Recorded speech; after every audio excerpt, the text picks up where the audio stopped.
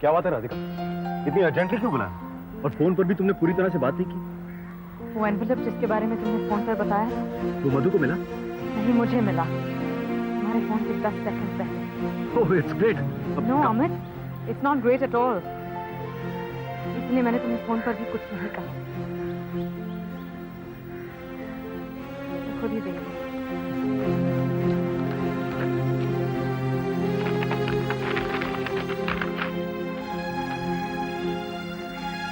तुम्हारे फोटोग्राफ?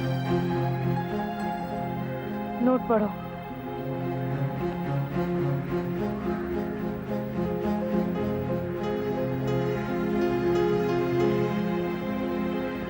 ये एनवेलप तुम्हें कहां से मिला? दशरथ उठाकर लाया था मिलिंद के कमरे से, रत्नी के साथ। रत्नी में? और ये फोटोग्राफ तुमने कहां खिंचवाया? मिलिंद नहीं खींचे थे, तुम्हें पता है उसे फोटोग्राफी का शौक है। और डेवलप? डेवलप मिलिंद नहीं खींची, हमारे घर के डाक रूम में।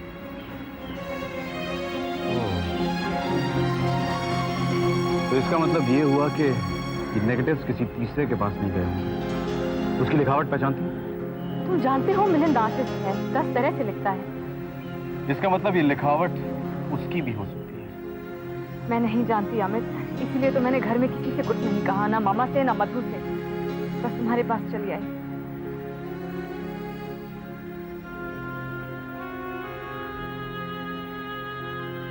राधिका, मुझे लगता है मिलिंद कुछ छुपा रहा है, या फिर कम से कम सच नहीं बता रहा है।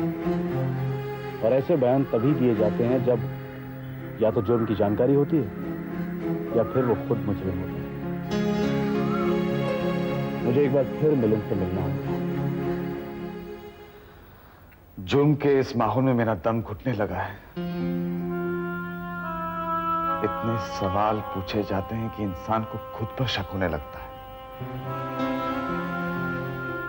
पता नहीं उस एनवेलप वाली बात का जिक्र अब तक क्यों नहीं हुआ।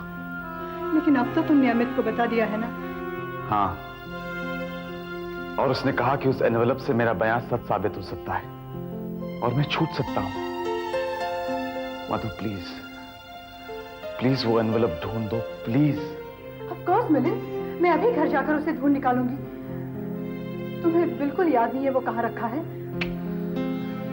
मुझे सिर्फ इतना याद है कि मैं उसे घर ले आया था। कोई उसे लेने नहीं आया तो मैं उस बात को भूल गया। पता नहीं मैंने उसे कहां रख दिया, लेकिन वो है घर में ही कहीं।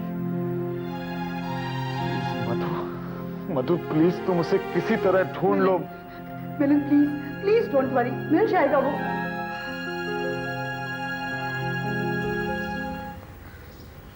मैं आपको ये सब नहीं बताना चाहती थी मामा, लेकिन तुमने अमित को बताया? जी मामा। क्या कहा उसने? वो मिलिंद से मिलने गया है। मामा मैं जानती थी अगर आपको पता चला तो आपको बहुत तकलीफ होगी, इसीलिए उस वक्त मैंने आपसे कुछ नहीं कहा।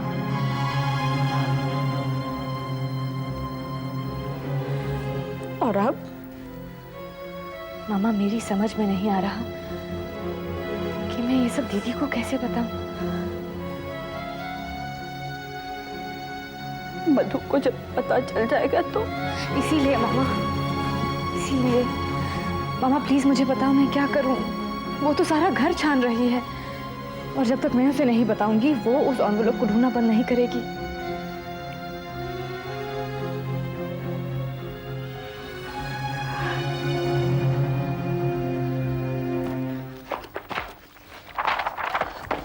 कहाँ जा सकता है?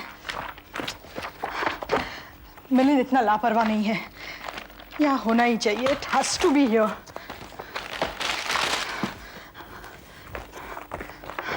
TT, TT.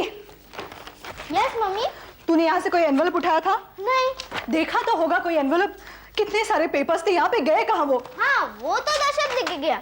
दशरथ? क्यों? नानी माँ ने कहा दशरथ सब रद्दी फेंक दो, इसीलिए मासी और दशरथ ने मिलकर सब न्यूज़पेपर्स, मैगजीन और सब पेपर्स रद्दी में दे दिए। रद्दी में? ऐसा कैसे कर सकते वो लोग, वो भी मुझे बताए बिना?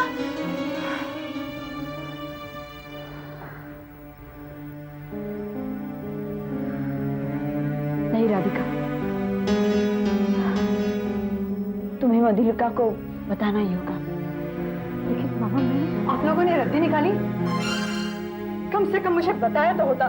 वो एनवेलप अब नहीं मिल रहा है, जरूर रद्दी में चला गया होगा। दशरथ को पता होगा ना वो रद्दी वाला कहाँ मिलेगा। मधु, मधु, वो एनवेलप राधिका को मिल गया है। और राधिका, तुमने मुझे बचाया तक नहीं। मैं पागलों की तरह वहां सारा घर ऊपर नीचे कर रही हूँ। राधिका, डोंट यू रियलाइज वो एनवेलप कितना इंपॉर्टेंट है? वो मिलन की बेगुनाही साबित कर सकता है। राधिका, तुम्हें यकीन है? क्या मतलब? उस एनवेलप में मेरी फोटोग्राफ्स थे, किडनैपिंग का नोट।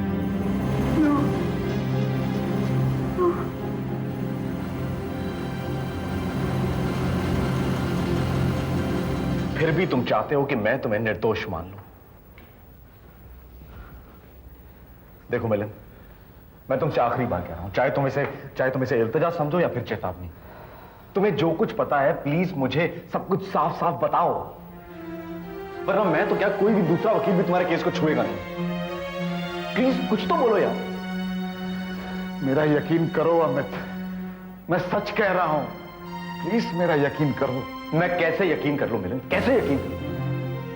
उस मरे हुए किडनैपर के बैग से जो मोबाइल नंबर मिला है वो तुम्हारा है। तुम्हारे घर से जो एनवेलप मिला उसमें जो तस्वीरें मिली वो तुम्हारी खींची हुई।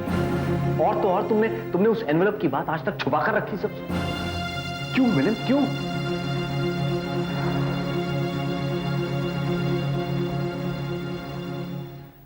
और आप लोगों ने अब तक मुझसे ये बात छुपाई रखी।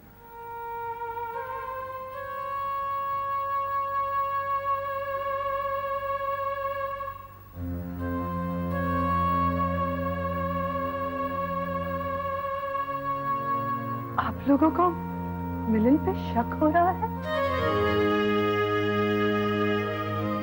आपको लगता है मिलन झूठ बोल रहा है ना? मामा, आपको लगता है मिलन ने राधिका को किडनैप किया? हाँ?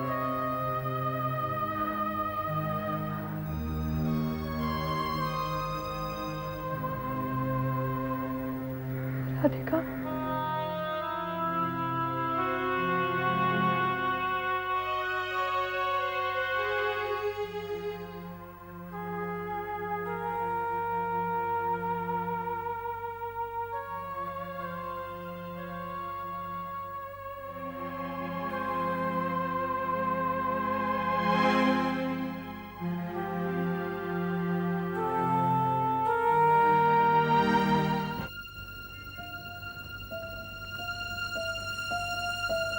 ये एनवेलप मिलन के कमरे से मिला। डी सॉरी, लेकिन आप खुद सोचिए कि अगर ये सबूत पुलिस के हाथ लग जाए तो कौन उसकी बात पर यकीन करेगा? कौन छोड़ेगा उसे? मैं देखता हूं।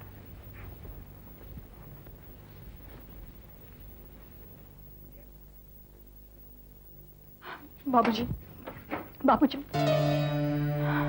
बाबूजी, यही है वो जो... हाँ, यही है वो।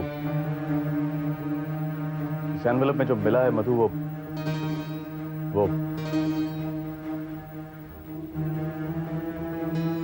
क्या? बोलो अमित, वो क्या?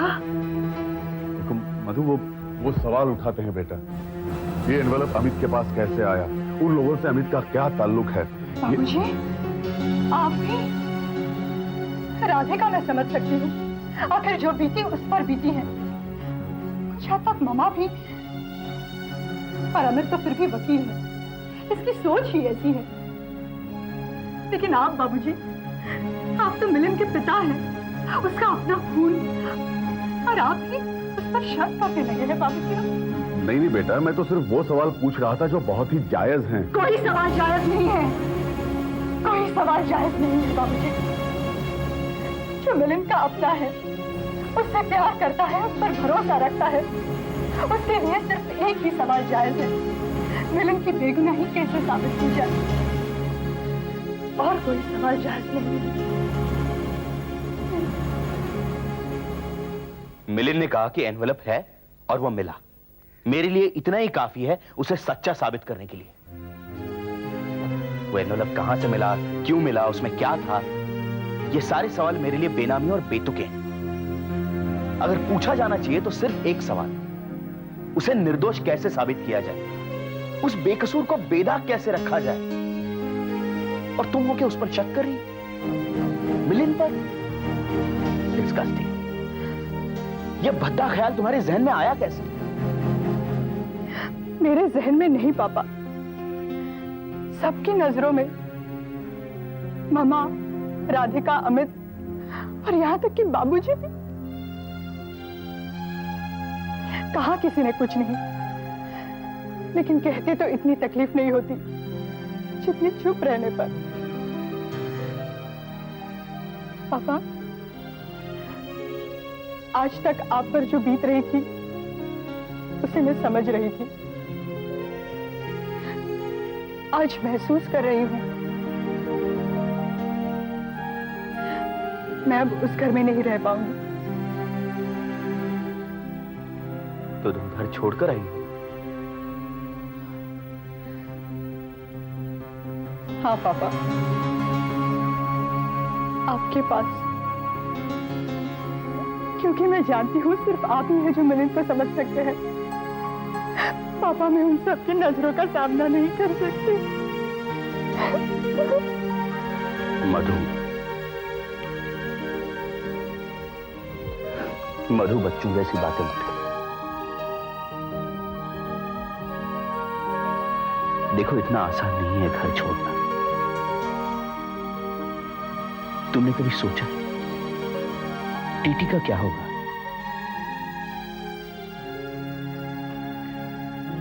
वापस चली जाओ।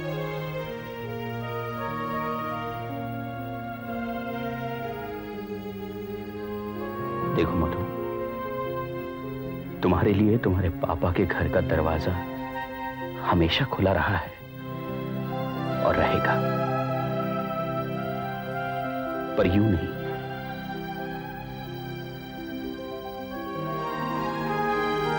पर मधु, अगर तुम भी घर छोड़कर चली गई तो तुम्हारी मामा बिल्कुल टूट जाएगी। एक दूसरे से अलग हम सब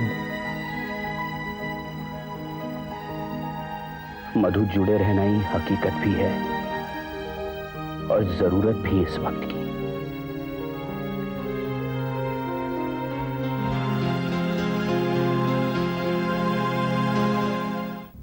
नीरज शवाल बेबस हो गया, मुंह पर ताला लग गया उसके, हाथ बंद गए उसके।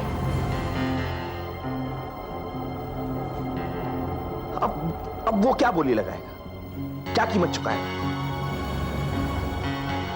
अपने आप को बहुत बड़ा सौदागर समझने वाला नीरज शवाल आज खुद को सरे बाजार नीलाम करके भी अपने घर को नहीं जोड़ सकता, अपनी बेटी के आंसू नहीं पहुंच सकता, अपने पोते को शक और डर से महफूज नहीं रख सकता, अपनी बीवी की आंखों में यकीन की झलक नहीं देख सकता। तो हमेशा कहता रहा कि बड़े से बड़ा सौदागर छोटे से छोटी खुशी नहीं खरीद सकता, और मैं कहता रहा कि खुशी तो एक ख्याल है, हकीकत तो है वो सामान जिससे खुशियां हासिल होती, बस कीमत चुकाने की औकात चाहिए। मुझसे गलती हो गई यार, बहुत बड़ी गलती। मैंने अपनी औकात से परे जाकर सौदा किया।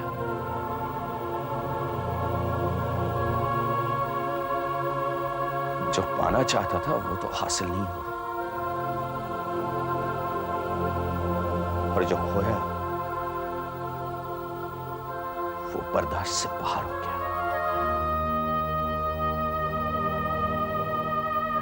अपना दोस्त,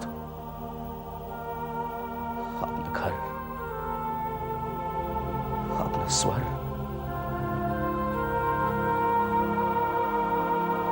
तो उसने भी मेरा साथ छोड़ दिया।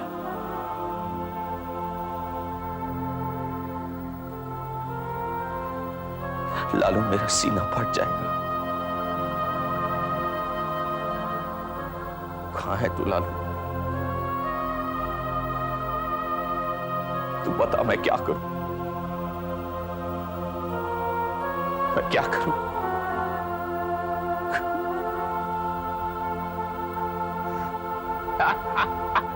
छी छी छी छी, रोता है। चेहरे का सारा नक्शा बदल गया है। अम्मी ठीक कहती है, तू बिल्कुल गधा है, गधा। तेरा सगा भाई। हट। मैं ना ही रोता और ना ही किसी की आंखों में आंसू देख सकता हूँ। रोता तो मैं भी नहीं, लेकिन पता नहीं आज कैसे। Actually I feel very cornered. Lalu, हालात ही कुछ ऐसे हो गए कि मैं समझ नहीं पा रहा। मैं नहीं मानता। अरे हालात इतने संगीन हो ही नहीं सकते कि इंसान कुछ कर ना सके। हाँ, क्या करना है ये समझ में नहीं आता, ये मानता हूँ। एक ही बात हुई ना? बिल्कुल नहीं। ये जो आंसू तेरी आंखों से बह रहे हैं ना, वो दुख के उतने नहीं जितने क्रोध के हैं। तू क्रोधित है इसलिए कुछ सोच नहीं पा रहा। एक बहुत अच्छी बात मैंने कहीं पढ़ी थी। ये जो वासनाएं होती है ना, लोभ, क्रोध, मोह, मत्सर, ये सब घोड़ों की तरह होती है। बहुत ताकत होती है उनमें। अगर बेकाबू हो तो सवार को धूल में मिला सकती है, पर अगर उन्हें लगाम दे सको तो उन पर सवारी कर चाहे जहां पहुंच सकते हो। तो इस ताकत को आंसू बनाकर बाहर क्यों बहा रहा है? उन्हें संजो अपने आप में, कर सर ऊंचा और अपने आंसुओं से कहे कि तुम नहीं बहोगे, तुम नहीं बहोगे, तुम्हें वहीं रहना है। और फिर देख वो थमते हैं कि नहीं। वो गिर ही नहीं सकते नीरू, क्योंकि उनका गिरना ग्रेविटेशन यानी गृहीत्वाकर्षण के बिल्कुल खिलाफ होगा। लगाम दे अपने आवेश को, काबू पा अपनी सांसों पर, गिन 1 2 3 और फिर खुद महसूस करेगा कि तू हालात के बस में नहीं बल्कि हालात तेरे बस में है। साफ देख पाएगा कि क्या करना है और क्यों करना है। गारंटीड।